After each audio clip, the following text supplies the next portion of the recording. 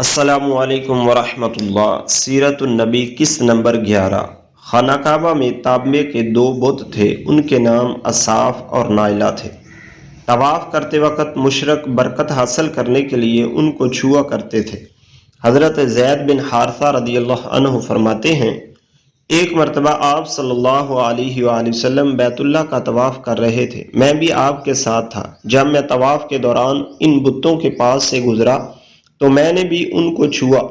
نبی پاک صلی اللہ علیہ وآلہ وسلم نے فوراً فرمایا، ان کو ہاتھ مت لگاؤ۔ اس کے بعد ہم طواف کرتے رہے۔ میں نے سوچا ایک بار پھر بتوں کو چھونے کی کوشش کروں گا تاکہ پتہ تو چلے ان کو چھونے سے کیا ہوتا ہے اور آپ نے کس لیے مجھے روکا ہے۔ چنانچہ میں نے ان کو پھر چھو لیا۔ تب آپ نے سخت لہجے میں فرمایا، کیا میں نے تمہیں ان کو چھونے سے منع نہیں کیا تھا؟ اور میں قسم کھا کر کہتا ہوں، نبی پاک صلی اللہ علیہ وآلہ وسلم کبھی بھی کسی بت کو نہیں چھوا، یہاں تک کہ اللہ نے آپ کو نبوت عطا فرما دی اور آپ پر وحی نازل ہونے لگی۔ اسی طرح اللہ تعالیٰ حرام چیزوں سے بھی آپ کی حفاظت فرماتے تھے۔ مشرک بتوں کے نام پر جانور قربان کرتے تھے، پھر یہ گوشت تقسیم کر دیا جاتا تھا یا پکا کر کھلا دیا جاتا تھا، لیکن آپ نے کبھی بھی ایسا گوشت نہ کھایا۔ خود آپ نے ایک بار ارشاد فرمایا، میں نے کبھی کوئی ایسی چیز نہیں چکھی جو بتوں کے نام پر ذبح کی گئی ہو، یہاں تک کہ اللہ تعالیٰ نے مجھے نبوت عطا کر دی۔ اسی طرح آپ سے پوچھا گیا، کیا آپ نے بچپن میں کبھی بت پرستی کی؟ آپ نے ارشاد فرمایا، نہیں۔ آپ سے پھر پوچھا گیا، آپ نے کبھی شراب پی؟ جواب میں ارشاد فرمایا، نہیں، حالانکہ اس وقت مجھے معلوم نہیں تھا کہ کتاب اللہ کیا ہے اور ایمان کی تفصیل کیا ہے۔ آپ صلی اللہ علیہ وسلم کے علاوہ بھی اس زمانے میں کچھ لوگ تھے جو جانوروں کے نام ذبح کیا گیا گوشت نہیں کھاتے تھے اور شراب کو ہاتھ نہیں لگاتے تھے۔ بچپن میں آپ نے بکریاں بھی چرائیں۔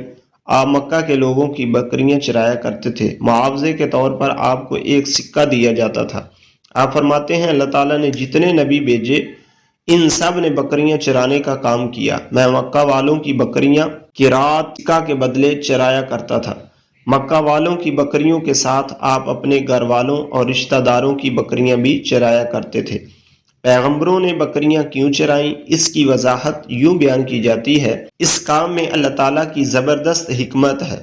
بکری کمزور جانور ہے، لہٰذا جو شخص بکریاں چراتا ہے اس میں قدرتی طور پر نرمی، محبت اور انکساری کا جذبہ پیدا ہو جاتا ہے۔ ہر کام اور پیشے کی کچھ خصوصیات ہوتی ہیں۔ مثلاً قصاب کے دل میں سختی ہوتی ہے، لوہار جفاکش ہوتا ہے، مالی نازک طبع ہوتا ہے۔ اب جو شخص بکریاں چراتا رہا، جب وہ مخلوق کی تربیت کا کام شروع کرے گا تو اس کی طبیعت میں سے گرمی اور سختی نکل چکی ہوتی ہے۔ مخلوق کی تربیت کے لیے وہ بہت نرم مزاج ہو چکا ہوتا ہے اور تبلیغ کے کام میں نرم مزاجی کی بہت ضرورت ہوتی ہے۔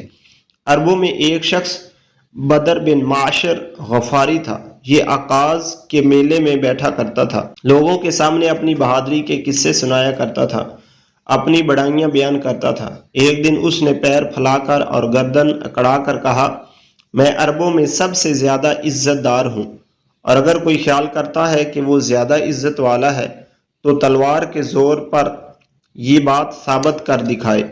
اس کے یہ بڑے بول سن کر ایک شخص کو غصہ آ گیا۔ وہ اچانک اس پر جھپٹا اور اس کے گھٹنے پر تلوار دے ماری۔ اس کا گھٹنا کٹ گیا۔ یہ بھی کہا جاتا ہے کہ گھٹنا صرف زخمی ہوا تھا۔ اس پر دونوں کے قبیلے آپس میں لڑ پڑے۔ ان میں جنگ شروع ہو گئی۔ اس لڑائی کو فجار کی پہلی لڑائی کہا جاتا ہے۔ اس وقت آپ صلی اللہ علیہ وسلم کی عمر مبارک 10 سال تھی۔ فجار کی ایک اور لڑائی بنو عامر کی ایک عورت کی وجہ سے ہوئی۔ اس میں بنو عامر بنو کنانہ سے لڑے، کیونکہ کنانہ کے ایک نوجوان نے اس قبیلے کی کسی عورت کو چھیڑا تھا۔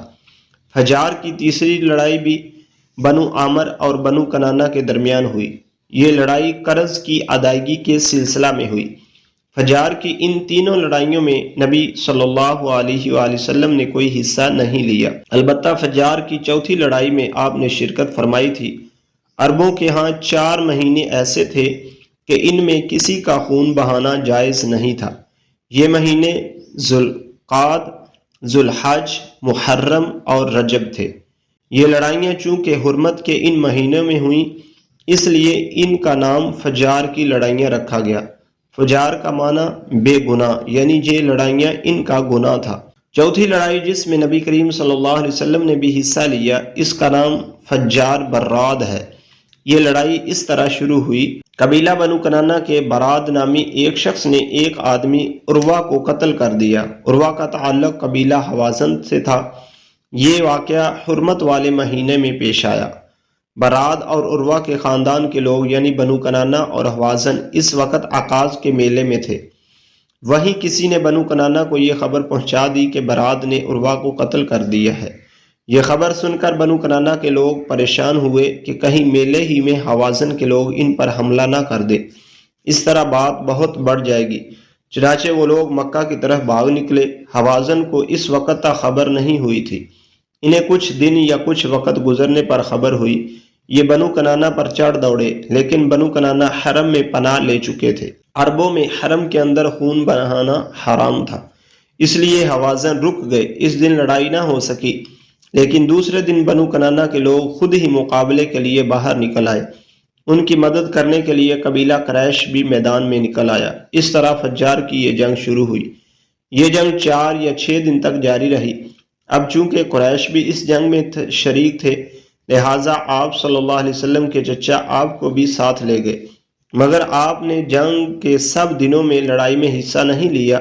البتہ جس دن آپ میدان جنگ میں پہنچ جاتے تو بنی کنانہ کو فتح ہونے لگتی، اور جب آپ وہاں نہ پہنچتے تو انہیں شکست ہونے لگتی۔ آپ نے اس جنگ میں صرف اتنا حصہ لیا کہ اپنے چچاؤں کو تیر پکڑاتے رہے اور بس۔ 6 دن کی جنگ کے بعد بھی کوئی فیصلہ نہ ہو سکا۔